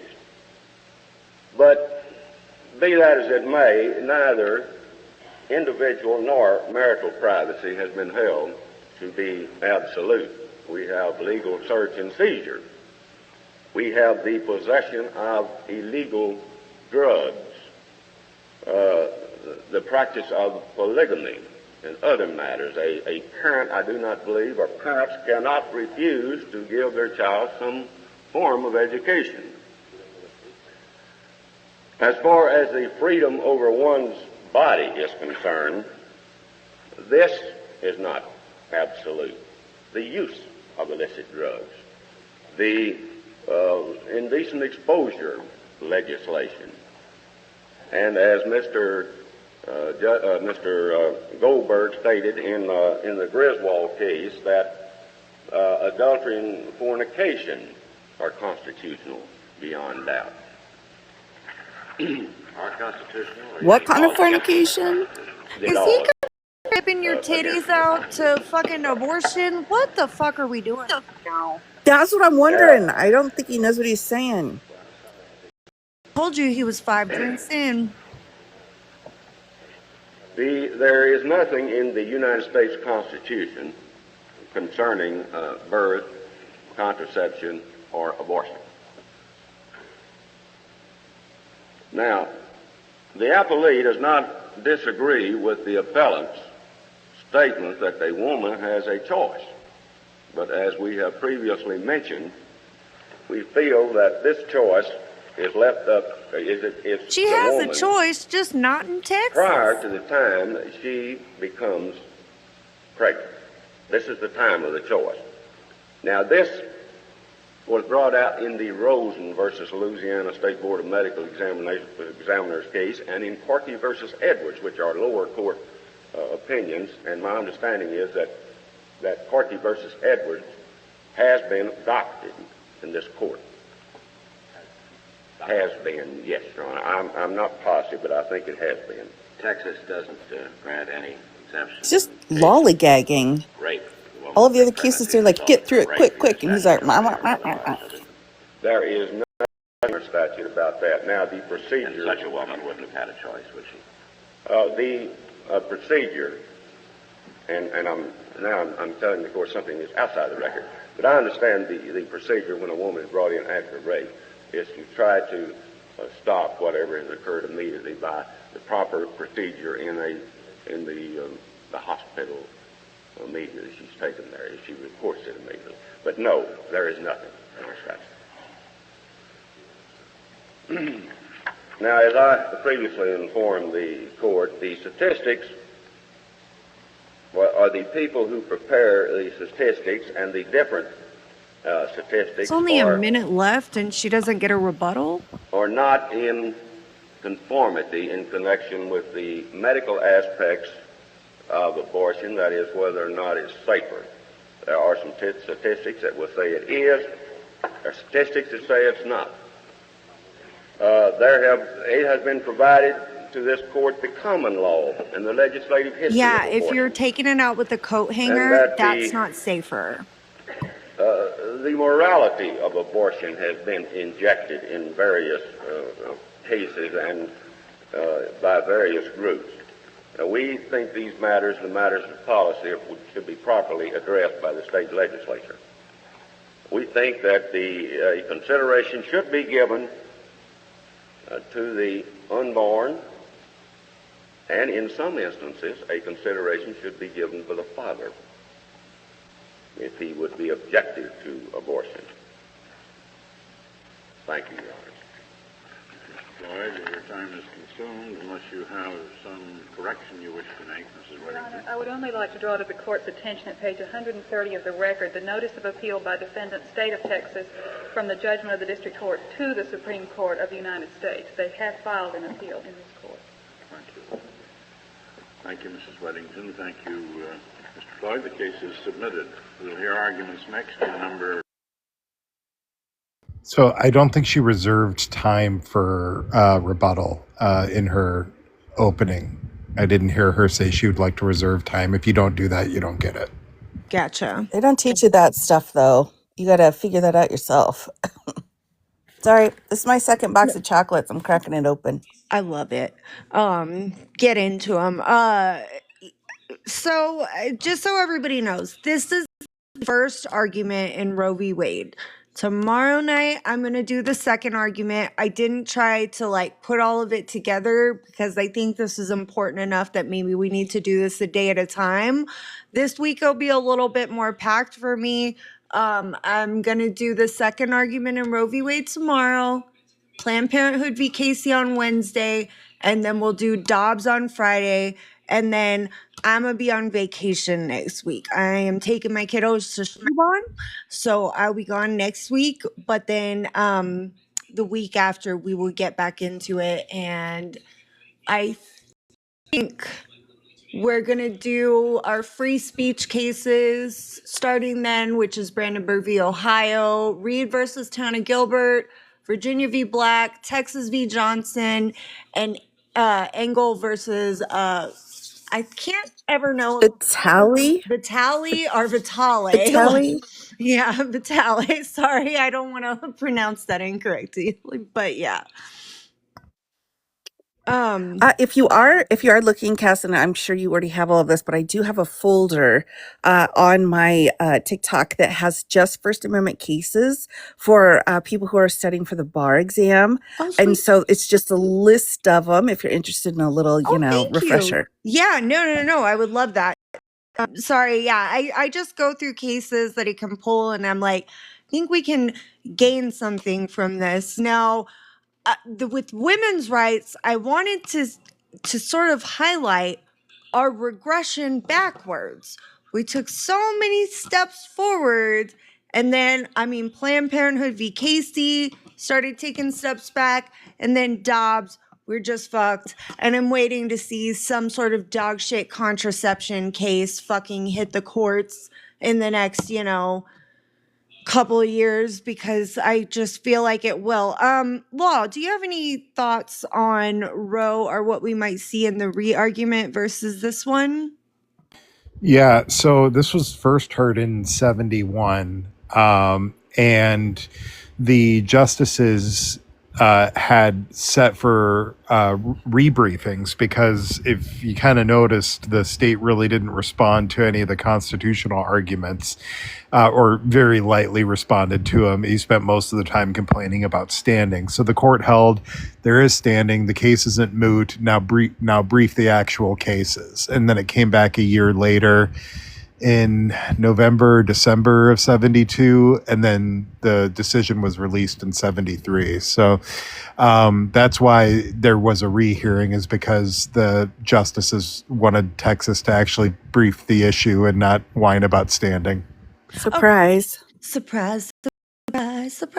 Sorry. Anyway, yeah, no, that's what I was wondering about, because I was wondering, because the almost like I had said it earlier, like about 15 minutes before this ended, I was like, majority of this has been standing the entire time. So I was wondering what resulted from that, but thank you for clarifying that, because I was like, we've got a re-argument, so we're going to hear apparently a lot more about what Texas's argument against constitutionality is tomorrow. What I've noticed too for your future cases in here is during the Warren Court and a little bit before, a little bit after.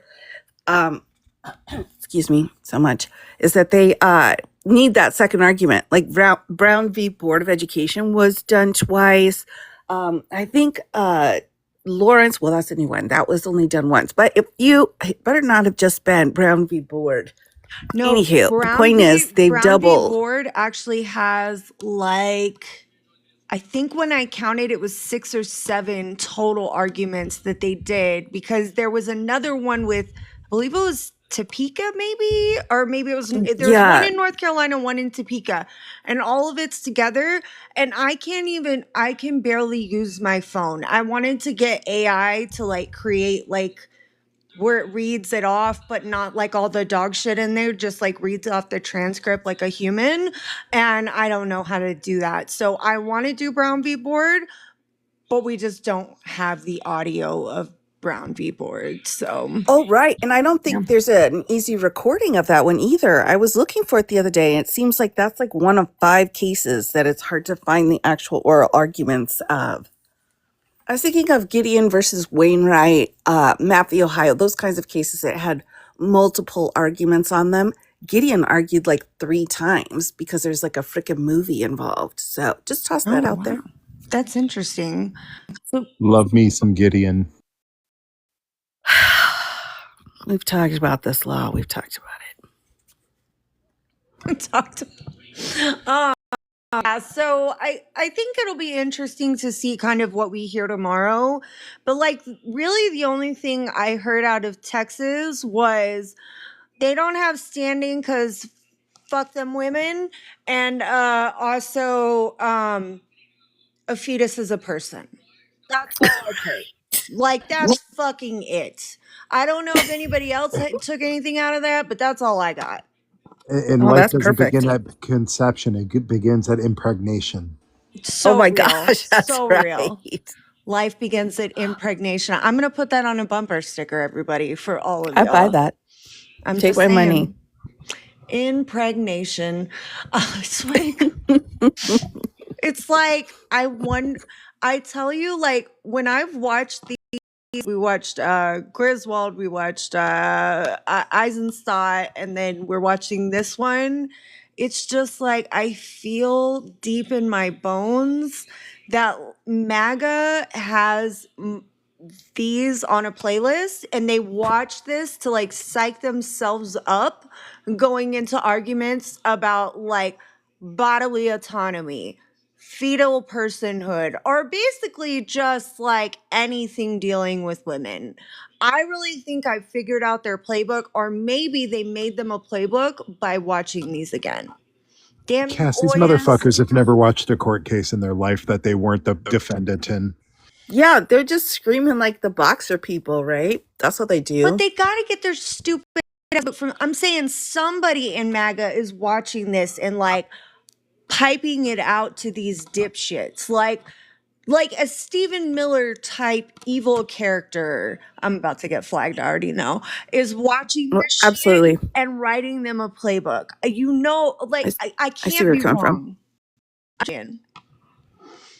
Oh my God, Stephen Miller and his dog shit. I need to start like just retweeting him and telling him to cry harder more. He's the worst. I ran out of bleach. I kept swallowing bleach every time I heard his voice, but That's real. He's just such a baby. Like he's over like I think I sent it to Law, the one where he was like, if a pregnant person flies over the United States, they're in the United States. And I was like, that's not what what? they fucking said. That's not what they said. They're like, he's like, if a pregnant person is giving birth on a plane and flying over I'm like, first of all, that plane would have landed. That plane is not handling that woman giving birth. They're going to find somewhere to fucking land. Then you may have an issue, right? Like, then you may have that issue.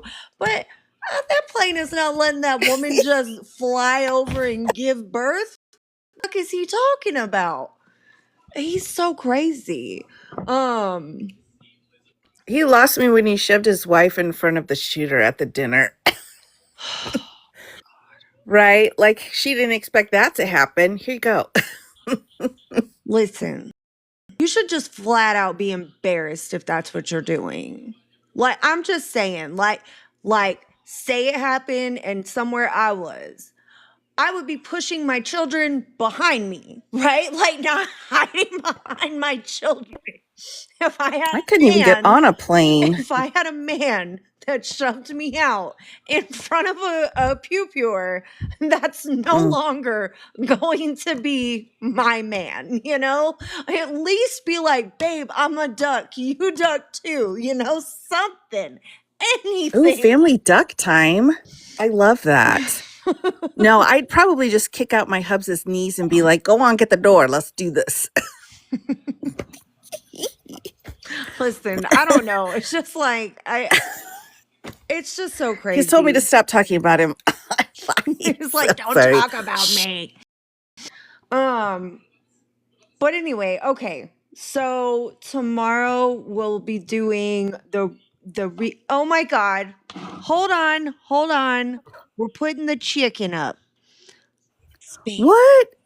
I thought that was a buffalo. Oh my no. gosh. Oh, that's kind of like the Dark Crystal movie, people. Hold on, I might have a different picture. That's a Gen X reference. Just putting that out there.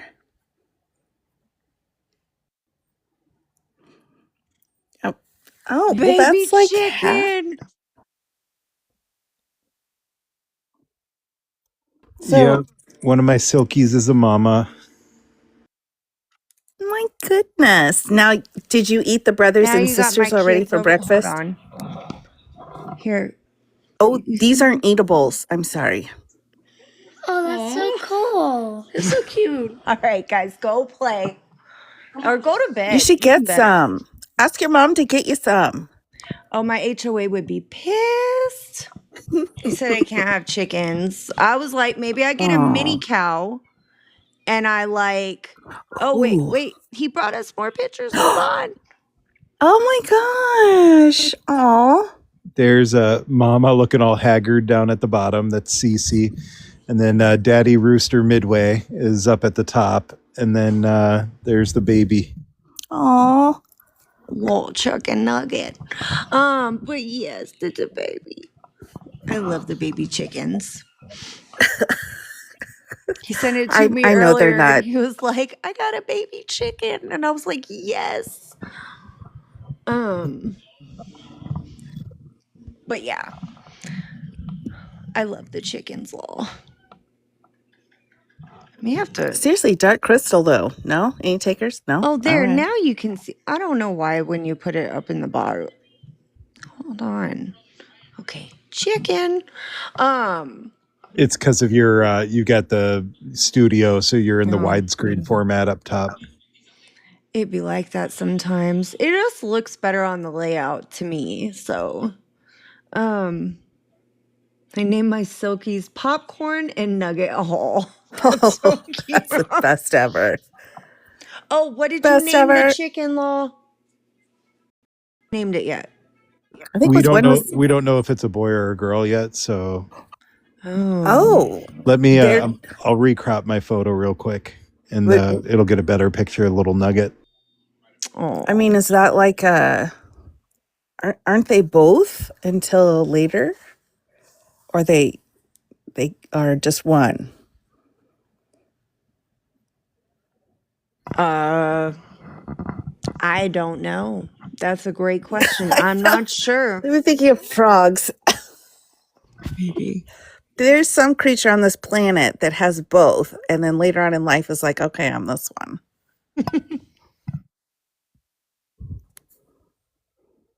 I was attacked by a frog last night. All right. I'm spicy over it. All right. I'm spicy. No, you're good. Honestly, I have a frog on my back porch. So if I go out and sit back there, it just likes to chill with me. Like it just wants to like say hi and see what's up. But it'll scare the crap out of me because during the winter, sometimes we get little field mice because there's construction going on around the, you know, around here. And they'll like, I'll see them occasionally and it freaks me out because I think it's a mouse. And I'm like, oh, it's a fucking frog. Okay, we're good. You should make him a little frog home. I really should. It's kind of cute. Like a little planter. See, like frogs don't bother me at all. I don't like snakes or mice. Like I don't mess with snakes or mice. Like Taylorina's like, I'm so afraid of stepping on the frogs. That's the hunt. You just got to embrace the fear. Look straight ahead and you're like, this is Journey karma. Dyson. Let's go. Oh, sweet baby. Aw. So when do you find out if it's a boy or fluffy. girl? Yeah, and Di, you were thinking of frogs. That Was it? Both, yeah. Man, I was hanging actually, out there in the wind there, Law. Silkies take quite a lot longer than others. It is like 2 to 3 months before you can start to tell which features they have, and then or you can submit a sample for DNA testing. Or just wait and see which one mansplains to the other chickens, right? And then boom, those are the guys. Or hear me out. Gender neutral name, you know? Oh, yeah. I like that. You know, you could name it like I don't know. They're so cute. Can you mail those? Right? I mean, you could mail them if they're still alive, right? There are breeders that mail chickens like overnight mail. Oh, you can't just be a couple days on the boat? Would think feeding and watering would become a problem during that time, but I guess you could maybe put one of those little like things in there. But yeah, oh my god. Too much chocolate. My bad, too much chocolate. Oh, look how cute. Oh. So adorable. I want to pet that Okay, I'd like to chicken. order 2, but I want them to just be all black ones. Just 2, please. I'll pay for shipping.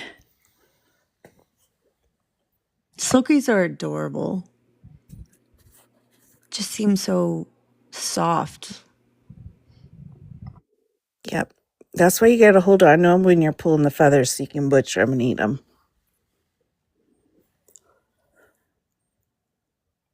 That was too far. I'm sorry. I'm sorry, You're Law. Your good. chickens are adorable. I don't even think he's Nobody probably will- getting us another picture. Man, I'm such a Debbie Downer right now about your chickens. Nah, his chickens are cute. Ooh, are they Polish? That's a good question. Jesus Skywalker. A Polish chicken is It could be. I mean, oh, look at that one. Oh, that's my favorite one so far. Aw. It's like Oreo cookie fluff. No, these are silkies. I don't have any Polish yet. I do like them though. They've got crazy hair. Polish chickens. I swear to God, I gotta get out of this HOA and I need to defund them. They get real big mad. I just wanted to get a mini cow and say that it was a dog, you know? Just because it's mooing, like, I mean, but can you prove it, you know? You still get that one bite rule, right? Like you're good until they bite the one time. I don't even think many cows would bite you. Like, I see it as a total W. Like my neighbor's dog, total fucking asshole. My mini cow would be chill as hell. Like it would just be in gosh. my backyard doing its thing. I love that. I thought about getting a potbelly pig back in the 90s. See, I don't like pigs. That's my big thing is I like them from afar, but then like when I'm around, I'm like, we don't vibe. But a lot of people love Really? them. They're very sophisticated, the potbellies. Mm-hmm. They just eat a lot of food. Yeah, that's fair. I mean, but why not? Like, if I were a pig, like, I would totally steer into the skid. I would just eat whatever. Like, why not? Mm-hmm. Oh my God. Oh my gosh, that's so cute. Thal has the cutest animals, I swear. That's what Cece's hair looked like before she started getting broody and laying on eggs. Now she looks all haggard and tired, like a pregnant That's a mom. true story. That's hard work. That's before. And Like she doesn't get her time to eat, or oh my god, that's after. Shower. She looks like, leave me alone. I have not had my cup of coffee today. Right. So I'm gonna go kill the father. Oh my God. I love seeing the red top ones from like Cracker Barrel. Oh, gotcha. Well, this is the best part of my life. I think everybody's just in here for the chickens. I'm telling you. I'm here for it though. Some nice looking chickens, for sure. It's a very pretty chickens. Mm-hmm. Oh, she needs a spa day. Tanya, yes. Law, give her a spa day. Those are my favorite videos of the like chicken baths. And like I remember I sent one to Law one time and I was like, can you just let me borrow one of your chickens so I can give it a Put bath? little cucumber slices. So funny. That'd be adorable. Oh my God. Look at that. Low-key reminds me of almost like Pomeranians with the like really fluffy like fur type. Yes. Well, it's interesting that it's all furry like that, right? Instead of like the farm chicken feathers. So that silkies have a lot of what's called pin feathers. So instead of like the full-on flight feathers, which they do have on their wings, they've been bred to have these really thin, kind of like fur-like feathers. Oh, that's kind of bougie. But did anybody ask them? I mean, I'm just wondering. They were just created. But are they like soft to the touch? That's my question. Law. Yes, they're soft. Okay. That's all I needed to know. They look adorable. Oh my I don't know, God. except for that mushy one in the middle there. It's like, put that one back in. It needs more time. It's a chicken baby. Love a chicken baby. Oh, goodness. Oh my Okay. goodness. I think we're just It's getting getting to be after silly. my bedtime. I'm Yeah. scared of what I have said out into the internet. Oh, it's okay. You're good, Attorney Di. So just I'll deny everything that happened. All right, I'm just letting y'all know. Attorney Oh, Di look at that said it again. wasn't me. Oh my goodness. And the mom's just All laying right. there like, don't touch my kids. I get it. I Right. totally get Or it. give me 5 minutes of alone time to have a shower. All right, Yes. no, I'm leaving. I'm leaving this time on that one. All right. Bye. Bye. Thanks for having me. Love you, Attorney Di. Have a good one, babe. Bye. Bye. All right, Law. So I love our chicken journey. I probably had some more to say about Roe, but I will probably leave it here because I'm gonna come back tomorrow and do the second part. If you want to come, you're more than welcome. But I know you usually come on Monday, Wednesday, Friday, so I don't want to take up all of your time. But you're more than welcome to come for that if you would like to. We're gonna hear the second part of the argument tomorrow. And we're going to look at Law's chicken for a second and say, oh my God, that's adorable. And Law, did you have any final words for us? No, I think the more substantive arguments are going to happen on the rehearing, so that one should give us a little bit more to chew into.